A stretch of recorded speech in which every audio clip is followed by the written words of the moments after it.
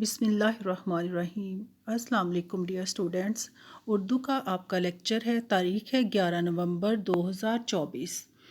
آپ کا لیسن ہے کرپشن ایک سماجی برائی۔ اس میں سے آپ کا کویسچن نمبر 4 ہے زبان شناسی، اور اس میں ہے صنعت تلمی۔ کیا ہے صنعت تلمی؟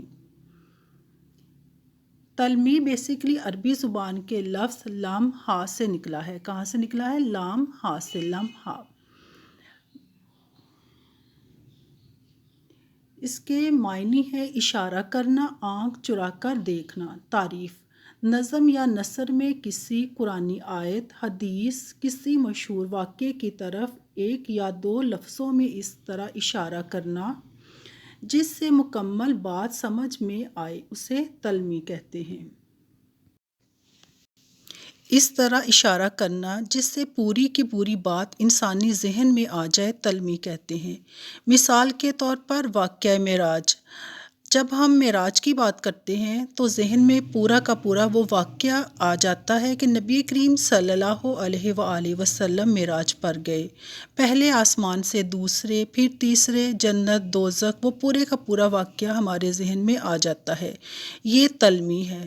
اور سیکنڈ اس کی اگزامپل ہم دیکھتے ہیں شق القمر، چاند کے ٹکڑے کرنے والا۔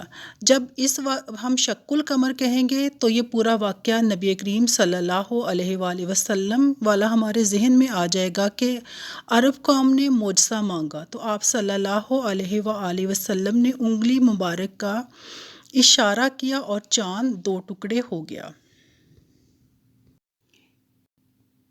اس کا مطلب ہے کسی مذہبی، سیاسی یا افسانوی واقعہ کی طرف چند الفاظ میں اشارہ کرنا، اسے تلمی کہتے ہیں۔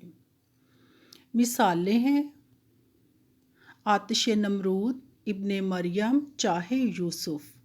ہم آتش نمرود کی بات کرتے ہیں تو ہمارے ذہن میں نمرود کا آگ جلانا اور حضرت ابراہیم علیہ السلام کا پورا واقعہ آ جاتا ہے۔ ابن مریم حضرت عیسیٰ علیہ السلام کا واقعہ آ جاتا ہے۔ چاہے یوسف کہ حضرت یوسف علیہ السلام کے بھائیوں کا جو قصہ ہے وہ پورا ہمارے ذہن میں آ جاتا ہے۔ چند مشہور تلمیحات: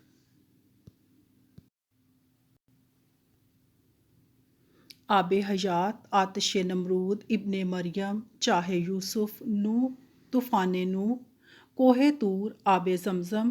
یہ سارے کے سارے جب بھی ہم ان پہ بات کرتے ہیں، اگر ہم آب زمزم کی بات کرتے ہیں تو حضرت حاجرہ علیہ السلام اور حضرت اسماعیل علیہ السلام کا پورا قصہ جو ہے وہ ہمارے ذہنوں میں آ جاتا ہے۔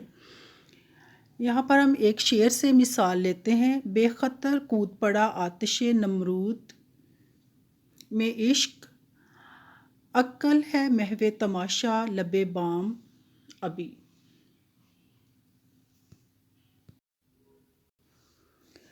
اشعار میں بھی تلمیحات ہوتی ہیں۔ اصل میں سمجھنا تلمی کیا ہے؟ کوئی واقعہ یا سیاسی بات کو ہم کہتے ہیں۔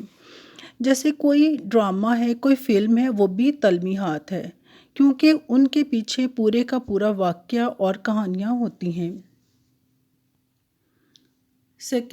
لاسٹ پہ آپ کا ہوم ورک ہے، اس تلمیحاتی شعر کی وضاحت کریں۔ ابن مریم ہوا کرے کوئی، میرے دکھ کی دعا کرے کوئی۔